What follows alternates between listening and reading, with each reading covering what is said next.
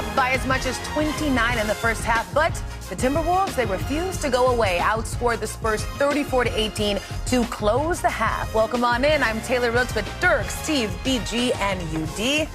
Timberwolves are fighting. They are fighting. It's an uphill battle, but what did you see from both teams to close the half, Dirk? It was ugly there for the Wolves, especially at the beginning of the second. And I thought Shannon Jr. gave them a huge spark, really attacking.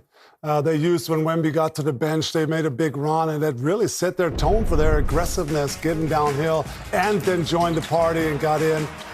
They trapped and a little bit. They started the mixer, moved the ball well, made some shots, and Naz Reid's been spectacular. So saying all that, this could have been really ugly, and they kind of saved it with stepping up their aggression, getting downhill, and making some shots.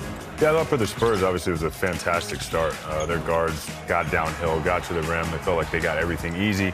And a few turnovers, few offensive rebounds, second chance points that Minnesota got them back into the game. But overall, they did a great job of staying poised. They were in the bonus. They got to the free throw line, hit some shots. This has sort of been the theme. San Antonio's gotten up, and they've let Minnesota back in the game. So coming out of the second half, they need to be aggressive, get back to stretching out Minnesota's defense, getting to the paint. Yeah, the Spurs took just 9 shots over the last 7 minutes of the half. Minnesota took 24. But, Steve, what are you seeing from Minnesota defensively, or what do you want to see from them? Well, if Minnesota wants to go to a Game 7, they can't give up 74 points at home in the second half. They gave up 18 rim attempts. San Antonio, that's 14 of 18 at the rim, 8 of 8 from their guards. That's just too easy. And I think that just breaks down their defense. So they got to do a much better job, I think, building a wall in transition and coming off shooters a little bit. You know, they just can't let these guys get to the backboard and lay it in. It's just way too easy. They're too proficient at it. They got big physical guards who are quick as well, get downhill. Too many mistakes like in this one. They're switching, we're not switching. But this is just a recipe for disaster because all those rim attempts, that's the highest value shot we have in our game, and they got way too many of them.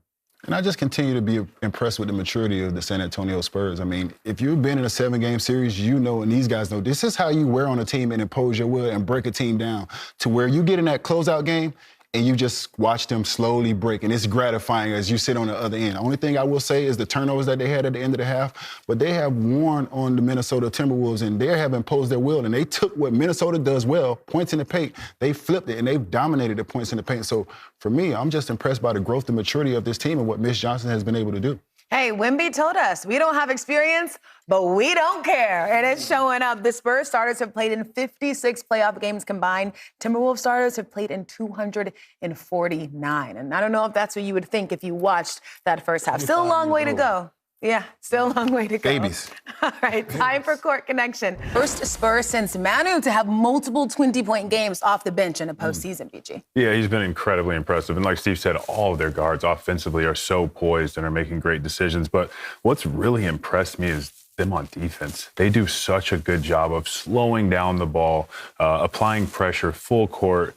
You know, it's interesting for such a young team and a young group of guards. They can hurt you with speed on one end, and then they can hurt you with physicality on the other end. And that's usually not a combination you're getting from a group of young guards. So I think they've been special on both ends, but defensively I've been very, very impressed with their ability to just lock into game plans and provide that first point of attack.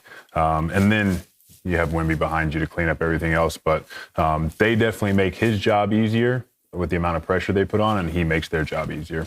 Well, a little bit of everything went wrong for the Timberwolves in Game 5. I mean, bad start, foul trouble, not enough from Randall, from Gobert, physicality. I mean, what adjustment does Minnesota need tonight, UD? I mean, first and foremost, to me, to be the team that have been to the conference finals back-to-back years, San Antonio seems to be the most poised and mature team in this series.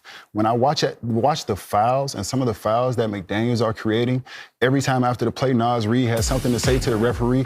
Coach Finch about to square off with the official. Like, listen, keep the game within the game, because the game within the game is where you're getting dominated. Right now, the point paints are plus 76 for the Spurs in this series, plus 61 in fast break points in this series. Right here, Jaden McDaniels gets this shot. This is just a bad foul. Right now, at this time, it's 64-61, you're down 3. It went completely downhill after he went out the game. I understand your frustration because the Wemby impact is real. You got 41% of your points in the paint on dunks and layups last series. You're at 23% right now, so the Wemby impact is real. But what you bring to that team is too important. Anger, not managed right is a boomerang. It's coming right back at you. So if you don't Talk to him. anger not managed right is a boomerang. Write that one down. Yeah, if you don't manage that anger right and put that in the court and put that on your court for your team, then it's going to hurt you. And it's hurting Jaden McDaniels right now, and you're hurting your team, kid. Yeah, you want to follow that up? Yeah, I got nothing to say, but I think they need to get, obviously, Ant going, who is, when they trap him, can they play out of it? Can they make the right plays? Can Ant still attack downhill? They really keeping him out of the lane. And also, Julius Randle, who's averaging, 21 in the regular season, is only averaging 13, 14 this series. They're kind of taking him out. They taking him out of his playmaking abilities, only 1.6 assists. So not only his shots are down, his percentage is down, his average opportunity of assists are down. So he needs to find a way to get in there, get in the lane, maybe finish some. If it's not there, find the shooters on the outside. So he needs to be aggressive, maybe get to some of his mid-range package. He needs a big game if they want to extend this. Yeah. All right, Spurs and Timberwolves later. First up, though, it's Cade and the Pistons against Spida and the Cavs from Cleveland. Loss of Memphis Grizzlies forward Brandon Clarke and former NBA player Jason Collins. Clarke spent 7 years with the Grizzlies after being drafted in 2019. The team said in a statement, Brandon was an outstanding teammate and an even better person whose impact on the organization and the greater Memphis community will not be forgotten.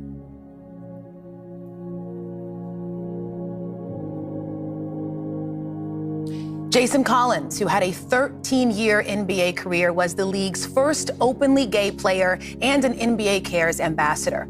Commissioner Adam Silver said in a statement that Collins helped make the NBA, WNBA, and larger sports community more inclusive and welcoming for future generations. Collins had been battling brain cancer since last year. For more on his life, we welcome in our Ian Eagle, also the longtime voice of the Nets. Ian, thank you for joining us. You got to know Jason during his years with the Nets. We know about his legacy off the court. What should we know about Jason Collins as a player? Taylor, obviously terribly sad circumstances to be joining you for a couple of minutes. Jason came to the Nets from Stanford, drafted 18th overall. So he was an accomplished player in college, but with the Nets, they needed him to fill a certain role as a big man, to be cerebral, to be physical, to be smart out on the basketball court. They were running a version of the Princeton offense under Byron Scott. Eddie Jordan had coached with Pete Carroll, the former Princeton coach, in Sacramento. So Jason had a very specific role: set good screens, backdoor cuts, be aware, and he filled it to a T. Everything they needed of him was exactly what he brought. He became a big part of the rejuvenation of the franchise, and on the court, he made the most of his abilities and developed into a terrific role player. You said it, 13 years in the NBA. Yes, Ian, and off the court, what will you remember most about Jason Collins as a person?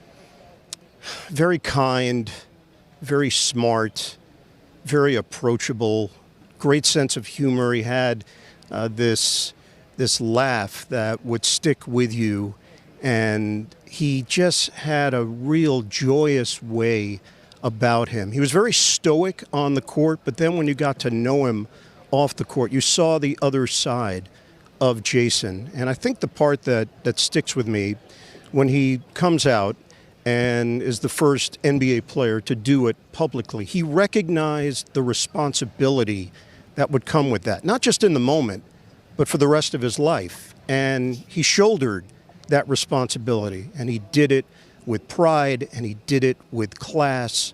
And I know he was very loved by his friends, by his family, by his teammates, and by his husband, Brunson, as well. The stories that we've heard about Jason Collins have painted such a powerful picture of his special life. Hearing that from you, from his teammates, friends, so many throughout the NBA community, our thoughts remain with everyone who loved him. Thank you for sharing, Ian. Yeah, thanks, Taylor. It's been a celebration of his life. It's been amazing to see. Jason Collins was 47 years old.